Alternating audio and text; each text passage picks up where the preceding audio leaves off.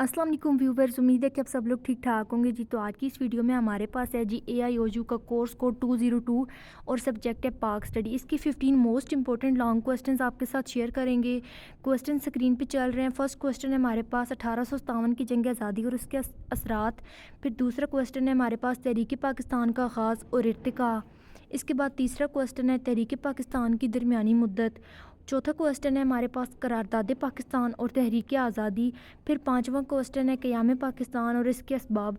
इसी तरह तमाम क्वेश्चन जो 15 क्वेश्चन है ना, ये बहुत ज़्यादा टाइम रिपीट हुए हैं और ये बहुत ही ज़्यादा इंपॉर्टेंट है और ये क्वेश्चन आपकी एग्ज़ाम में बहुत हेल्प करेंगे। इन क्वेश्चन को आप लोगों ने बिल्कुल भी स्किप नहीं करना।